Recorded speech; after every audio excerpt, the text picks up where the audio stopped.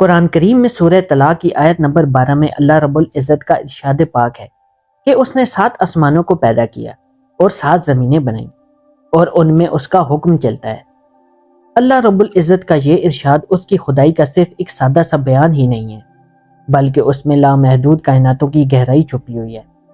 نبی کریم صلی اللہ علیہ وآلہ وسلم کے چچا زاد بھائی عبداللہ بن عباس رضی اللہ تعالی عنہ، جنہیں مفسر قرآن بھی کہا جاتا ہے، انہیں نبی کریم صلی اللہ علیہ وآلہ وسلم نے سینے سے لگا کر فرمایا تھا کہ یا اللہ اسے قرآن کی سمجھ عطا فرما دے۔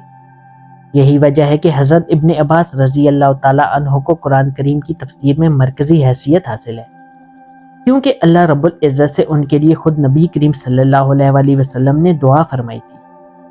قرآن کریم کی اس آیت کی تفسیر کے لیے ایک شخص ایک بار آپ کے پاس حاضر ہوا۔ یہ روایت صحیح بخاری شریف میں بھی موجود ہے۔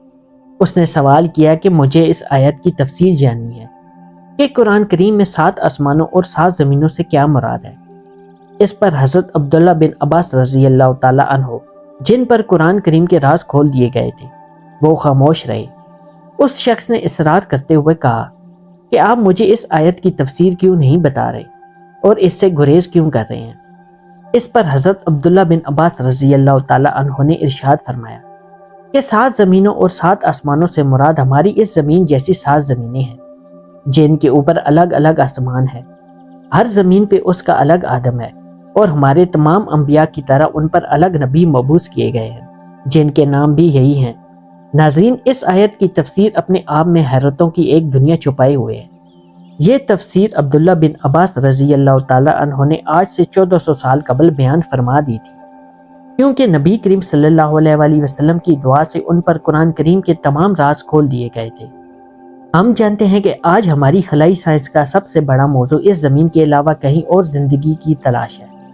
ہم یہ بھی جانتے ہیں کہ اس مقصد کے لیے حضرت انسان نہ صرف کوششیں کر رہا ہے، بلکہ نئی سے نئی اور جدید سے جدید ترین دوربینیں بھی خلا میں بھیج رہا ہے، اور اس کے ساتھ ساتھ انسان نظام شمسی میں موجود سیاروں اور کچھ جانوں کو بھی اپنی ضروریات کے مطابق اپنی رہائش کے لیے آباد کرنے کی پلاننگ بھی کر رہا ہے۔ ان سیاروں میں مریخ بھی شامل ہے، اور ساتھ ہی ساتھ زحل اور مشتری کے 2 چاند بھی اس لسٹ میں موجود ہیں، جن کے لیے انسان امید رکھتا ہے کہ مستقبل میں وہاں پہ زندگی کی دریافت ہوگی اور انسان وہاں پہ آباد ہو سکیں گے۔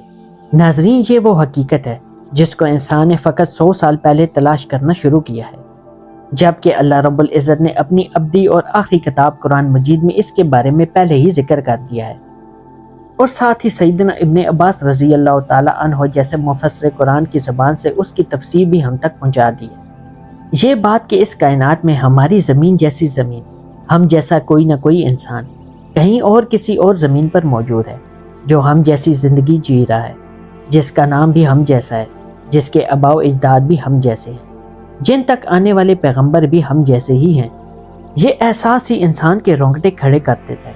یہ اللہ رب العزت کی کبرائی اور عظمت ہے کہ جس سے سائنس آج ہمیں آگاہ کر رہی ہے۔ ہم موجودہ سائنسی علم کی وجہ سے جانتے ہیں کہ اس کائنات میں اتنے ستارے اور سیارے موجود ہیں کہ جتنی ہماری زمین پر موجود تمام ریت کے ذرے بھی نہیں ہیں، یعنی ہماری پوری زمین پہ ریت کے ذروں کی تعداد سے بھی کئی گنا زیادہ ستارے اور سیارے موجود ہیں، اور اتنی کثیر تعداد میں موجود ستاروں اور سیاروں پہ کہیں بھی زندگی موجود ہو سکتی ہے۔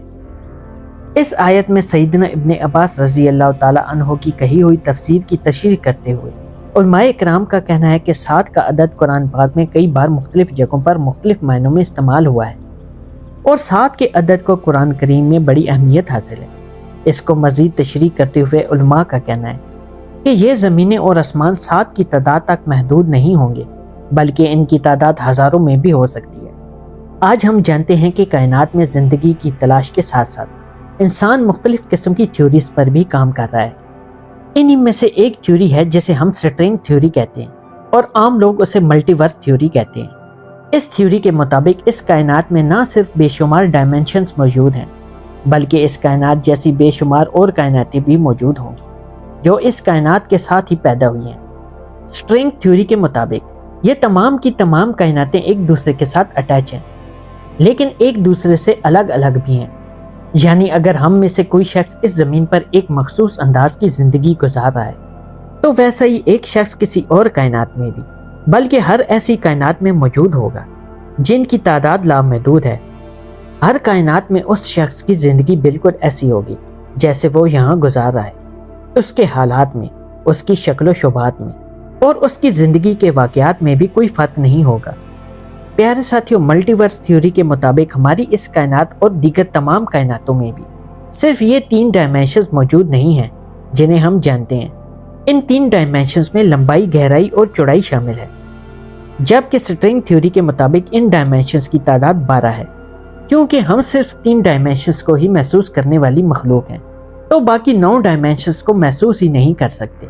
ہم جانتے ہیں کہ جیسے اس دنیا میں ہم بہت ساری مخلوقات کو دیکھ سکتے ہیں، وہیں پہ ایسی بہت ساری مخلوقات ہیں جنہیں ہم اپنی آنکھوں سے نہیں دیکھ سکتے۔ وہ بیکٹیریا، وائرس اور ان جیسی دیگر خردبینی مخلوقات ہیں۔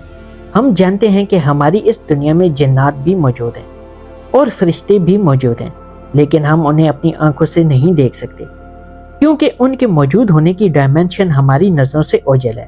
اس سے ظاہر ہے کہ اللہ تعالیٰ کی بنائی ہوئی اس کائنات اور اس جیسی دیگر لامحدود کائناتوں میں نہ صرف اس جیسی زمین، بے شمار زمینیں اور آسمان موجود ہیں، بلکہ ہر کائنات میں ہم جیسی مخلوقات کے علاوہ اور بھی بہت ساری مخلوقات آباد ہیں، جنہیں ہم اپنی آنکھوں سے نہ تو دیکھ سکتے ہیں اور نہ ہی انہیں محسوس کر سکتے ہیں۔ اللہ رب العزت کی نازل کردہ اس آیت کی ہم جتنی بھی تشریح کر لیں، ہمیں نئے سے نئے مطالب اور معنی ملتے جائیں گے۔ بحیثیت مسلمان ہم اللہ رب العزت کے اس فرمان پر مکمل یقین رکھتے ہیں اور اس پہ ہمارا ایمان بھی ہے۔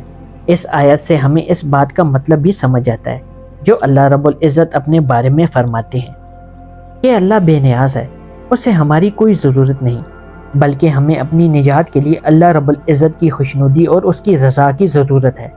یہ آیت اسی جانب اشارہ کرتی ہے کہ اگر ہم اللہ رب العزت کی نافرمانی اور سرکشی بھی کریں، تب بھی ہم جیسے بہت سارے لوگ اس کائنات میں یا اس جیسی کسی اور کائنات میں موجود ہیں جو اللہ رب العزت کی فرمانبرداری کریں گے اور اس کے احکام مانیں گے۔ یہ سب سمجھنے کے بعد جب ہم اللہ اکبر کہتے ہیں تو ہمارا ایمان اس سے اور بھی زیادہ تازہ ہو جاتا ہے، کیونکہ اس بار ہم یہ اللہ اکبر خوب سوچ سمجھ کر اور ان چیزوں کو دیکھ کر کہہ رہے ہیں۔ پیارے دوستو، یہ تھی ہماری آج کی ویڈیو۔ اگلی ویڈیو آنے تک کے لیے اجازت دیں، دعاؤں میں یاد رکھیے گا۔ اللہ حافظ۔